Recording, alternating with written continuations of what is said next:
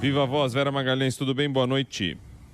Oi, boa noite, Bocardi, boa noite, Carol, todo mundo que está nos ouvindo e assistindo. Uma ótima semana para todos. Oi, Vera.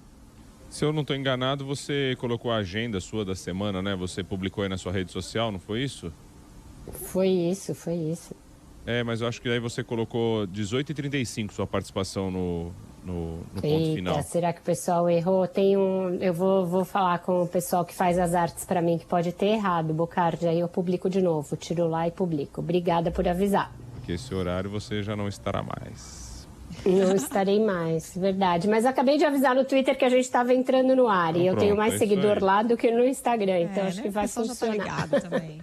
Ô Vera, o presidente Jair Bolsonaro está preocupado com possibilidade de campanha eleitoral antecipada, é isso?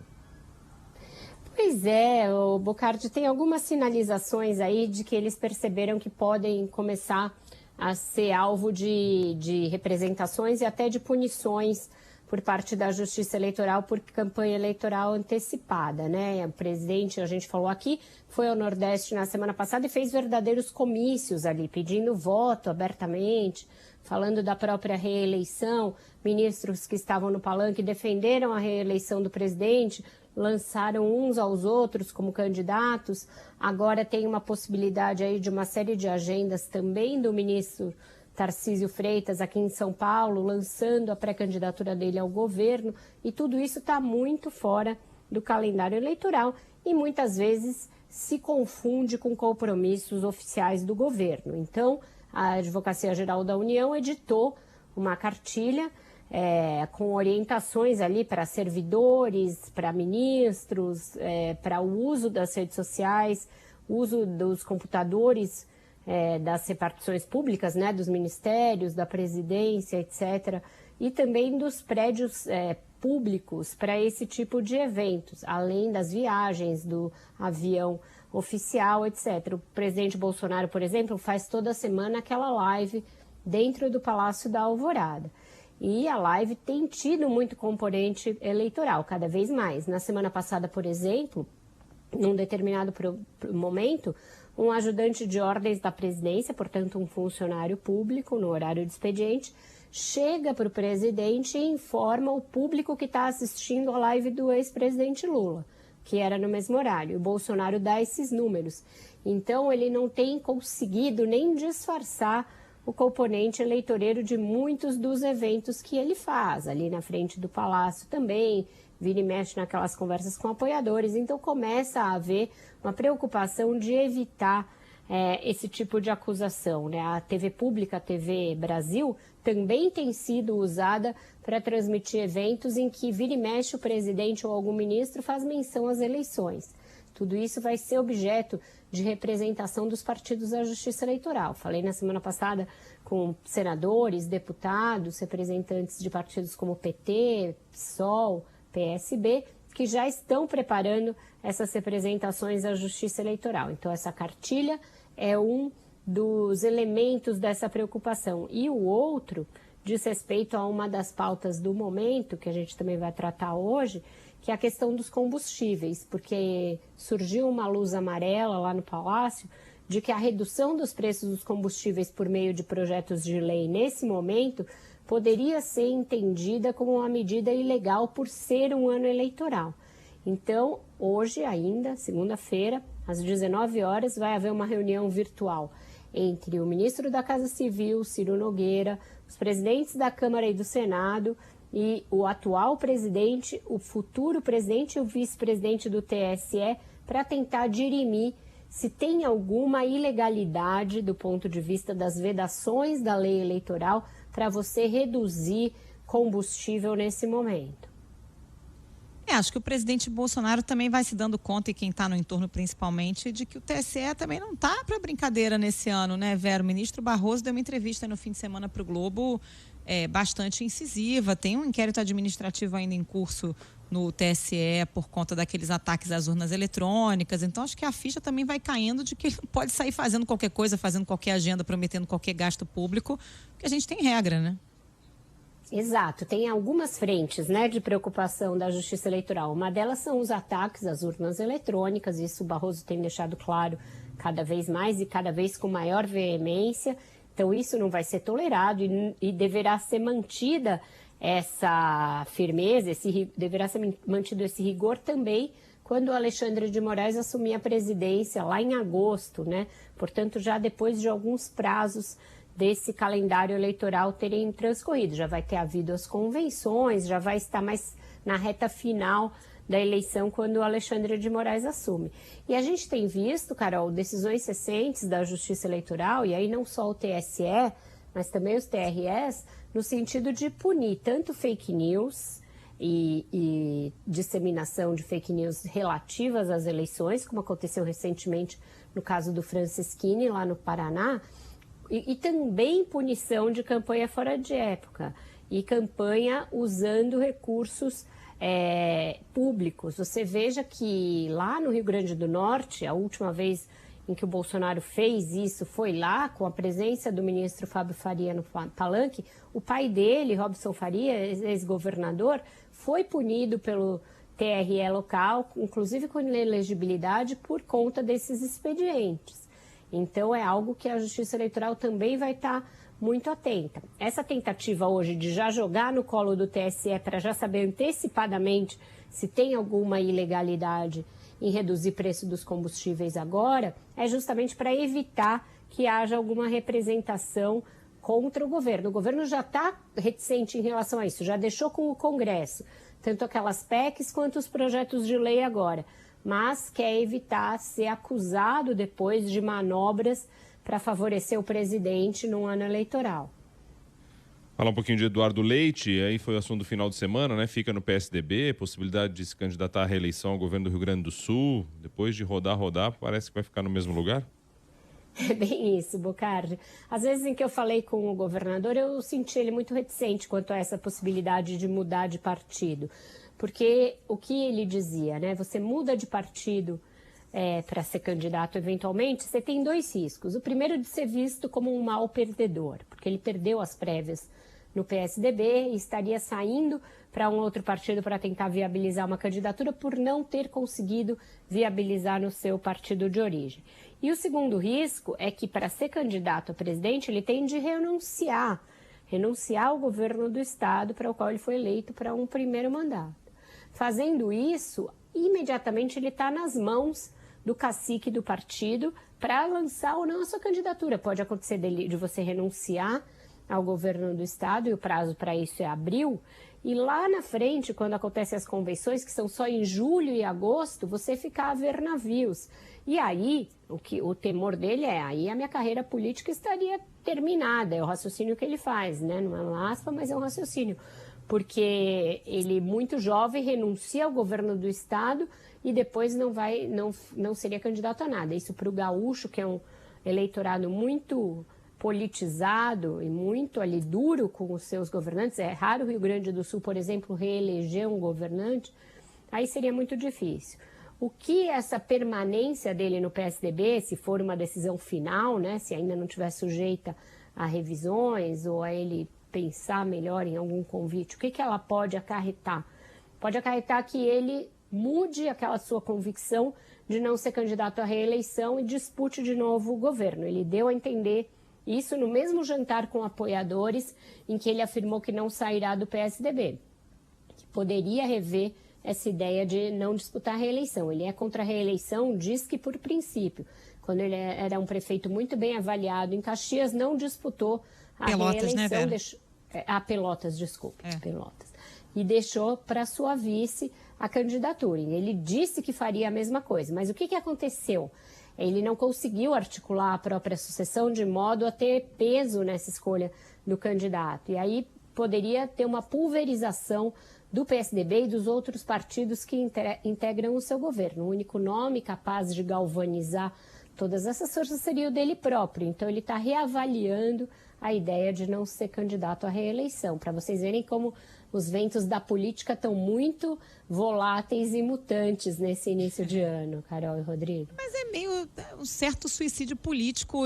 Se ele não sendo candidato à presidência, não vai concorrer à reeleição, vai fazer o quê? Vai ficar sem cargo durante, sei lá quanto tempo? 2 anos? Né? Ele fez isso quando era prefeito de Pelotas, ficou 2 anos fora e depois foi concorrer ao governo do estado. Mas agora, né, ele está justamente tentando galgar ali, tentando ficar mais conhecido nacionalmente, aí vai se esconder. Desde o começo era um discurso meio difícil, né?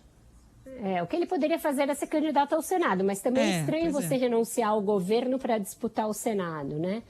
É uma circunstância bem esquisita essa dele. Ficar 2 anos também não adiantaria, porque aí seria uma espécie de retrocesso. Ele seria candidato a prefeito de Porto Alegre ou de novo, né, de Pelotas. Então, seriam 4 anos no reeleito. 4 anos você deixa de ser uma liderança promissora e passa a ser um ilustre desconhecido. Os ventos sopram muito rápido. Então, acho que ele percebeu isso. Viu que viabilizar uma candidatura a presidente não é algo tão simples, ainda mais com alguém como Gilberto Kassab, que tem ele, mas tem outras muitas opções postas à mesa para negociar. Ele não se sentiu seguro. Lembremos o que aconteceu em 2010. O Ciro Gomes já queria ser candidato a presidente naquela ocasião. Ele estava no PSB. E o Eduardo Campos segurou o Ciro Gomes no PSB até o prazo limite para se mudar de partido, que naquela época era um ano antes da eleição. E aí, com o ano de 2010 já em curso, ele fez um acordo com o PT e disse para o Ciro: olha, amigo, a gente não vai te lançar. Então, você fica na mão do dirigente partidário quando você faz uma escolha como essa. Eu acho que o Eduardo Leite também levou isso em consideração. Vamos falar de Moro? O Moro está tentando crescer nas pesquisas aí, né, Vera? Segue nessa missão, diz que não acredita em segundo turno entre Lula e Bolsonaro, porque, nas palavras dele, o brasileiro não tem vocação para o suicídio. Ele está tentando ser mais incisivo, né? Ele está fazendo um intenso media training, está cercado pelo MBL ali, que está tentando dar a ele uma postura mais aguerrida e de falar mais olho no olho e para tentar fazer com que ele cresça, etc. Está fazendo também uma série de treinamentos aí de dicção, de prosódia, de maneira de se comunicar e está fazendo uns testes em várias entrevistas, né? Hoje ele deu uma entrevista nesse tom incisivo e ele é quem mais tem procurado se colocar no debate de uma maneira até bastante artificial, como esse nem, né? Nem Lula, nem Bolsonaro. E aí ele cunhou essa frase. Ele fala nem mensalão, nem petrolão, nem rachadinha. Então ele tenta trazer coisas ruins dos dois que lideram as pesquisas para se colocar como essa terceira via. Ele, de fato, é quem pontua melhor nas pesquisas, mas ele não tem crescido.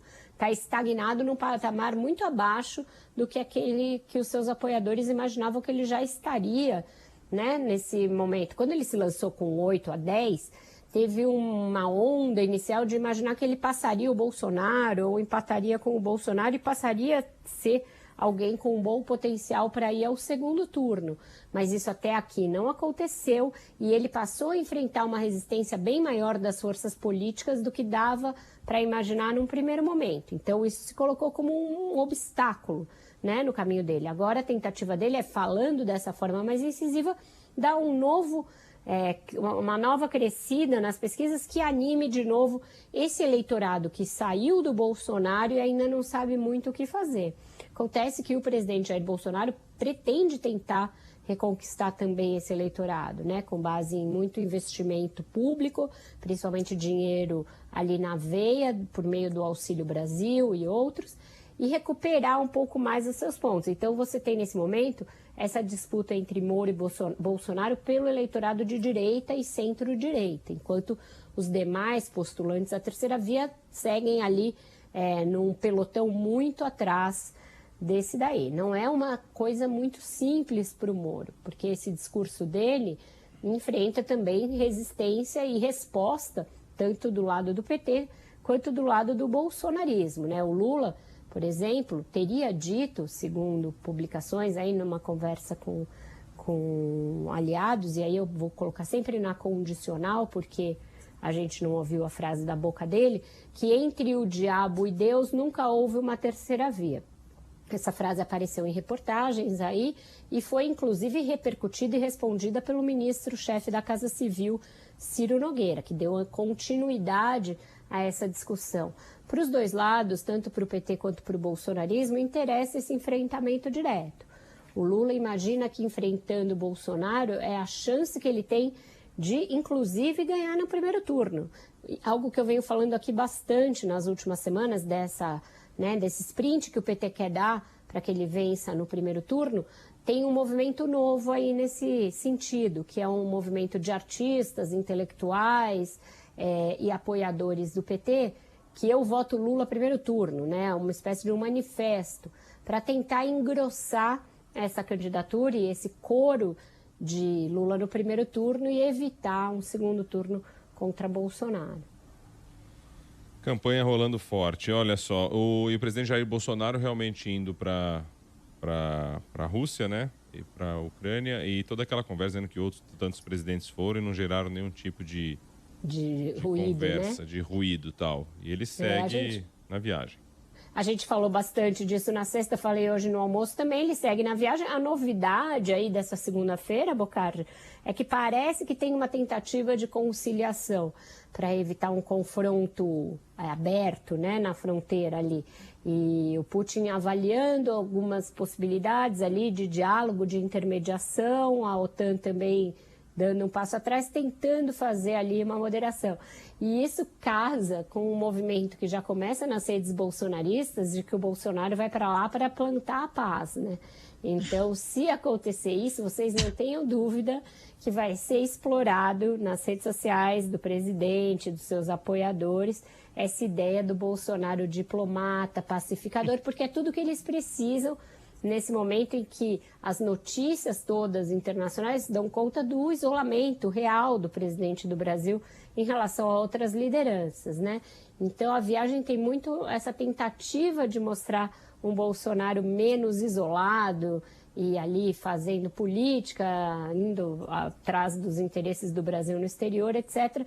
E ele mesmo deu uma frase hoje, né? Que o que ele puder fazer pela paz, ele vai fazer. Então, essa tentativa de mostrar o Bolsonaro como um mediador da paz, que é muito difícil de crer, porque o Brasil não tem esse peso num conflito naquela região, com essas características, com essa dimensão, mas politicamente, e em termos dessa palavrinha tão da moda, né, que é a narrativa, isso daí já está sendo explorado e ainda vai ser mais explorado. Nossa, até engasguei aqui quando você falou de Bolsonaro pacificador. É um pacifista. Então, diplomata. Né? Um diplomata. Olha só, Vera, mas enquanto o presidente Bolsonaro está nessa viagem aí para a Rússia e para a Hungria, no Congresso Nacional as negociações continuam em torno da PEC dos combustíveis, ou se vai ser por projeto de lei, enfim, tentando chegar a um consenso aí mais racional, né? Tentando, Carol. Na semana passada já perdeu força aquele ímpeto que havia no início do ano legislativo, por aprovar PECs que resolvessem o problema dos combustíveis e ainda incluíssem uma série de contrabandos, né, de jabutis, para conceder benesses para várias categorias. Tinha, então, desde vale diesel para caminhoneiro, até aumento do vale gás para várias categorias ali, para várias faixas de renda. Então, o risco de você ter um novo rombo fiscal, uma nova bomba fiscal era enorme e chegou a ser precificado pelo mercado, pelo próprio Congresso. Lideranças importantes do governo aderiram a essas medidas. A Casa Civil chegou a participar da redação de uma dessas PECs. O filho do presidente, senador Flávio Bolsonaro, chegou a assinar o apoiamento a uma dessas medidas, mas aí acho que a evidência de que ficaria configurado um descontrole fiscal foi tamanha que começaram a retroceder. O próprio Arthur Lira foi um dos que puxaram o freio de mão e começaram a trazer a discussão para algo que começou a ser discutido no ano passado, que é um projeto que só desonera temporariamente o ICMS e só do diesel. Então, não mexe em outros impostos e não mexe em outros combustíveis. Esse projeto já passou na Câmara, está no Senado, estava meio escanteado em nome dessas PECs mais chamativas, mas agora voltou a ser o projeto com maior chance de ser aprovado, que é o projeto número 11. Então, é ele que deve dar alguns passos nessa semana no Senado. Aí tem aquelas discussões de sempre sobre emendas, sobre mudanças no projeto. Paralelamente a ele está sendo discutida a criação de um fundo de estabilização do preço do diesel, mas que é uma discussão complexa. Por quê? Porque esse fundo de estabilização seria criado a partir da criação de um outro imposto, um imposto sobre a exportação de petróleo bruto. E aí a Petrobras já não gosta da criação de um imposto sobre um produto como esse, o mercado também não gosta. Então tem muitas variáveis ainda a serem debatidas. Tem essa questão de se isso configura ou não uma medida eleitoreira, que a gente vai saber hoje, depois dessa reunião do Arthur Lira, o Rodrigo Pacheco e o Ciro Nogueira com os ministros do TSE. E tem essa tentativa de chegar a um denominador comum num assunto que interessa a todo mundo. Realmente o preço dos combustíveis está muito alto, mas é um assunto para o qual não tem uma solução fácil e nem tem uma solução certeira. Não há nada que você faça, nem mesmo essa discussão sobre a desoneração do ICMS, que garanta que o preço vai cair. Os governadores, por exemplo, resistem muito a essa medida, dizendo que não é o ICMS que onera o preço do diesel ou dos demais combustíveis, mas sim o preço internacional do petróleo, a política de preços da Petrobras, etc. Então, é uma discussão que vai gastar muita saliva, muita energia ainda e que não necessariamente vai resultar na redução do preço do diesel e dos outros combustíveis lá na bomba para quem precisa disso para trabalhar, para se deslocar, etc. Ô Vera, fugindo um pouquinho da pauta, mas é agenda sempre, e aí uma pergunta, você pode atualizar, eu acredito. Antônio Luiz de Souza pergunta para a Vera, por favor. Eu sou ouvinte diário de vocês. Eu quero saber como é que andam as coisas referente à CPI da Covid. Tanta briga, prisão, e até agora não aconteceu nada. Como é que fica? É pizza mesmo? Como é que é isso? Pizza mesmo, viu? O ouvinte, infelizmente... Antônio Luiz, infelizmente, tem razão. Por quê? Porque o Augusto Aras abriu uma série de procedimentos preliminares a partir do relatório final da CPI. Procedimentos preliminares quer dizer o quê na prática? Quer dizer nada, quer dizer enrolação. Ele abriu os tais procedimentos para ir ganhando tempo e enrolando e não tocou nada adiante.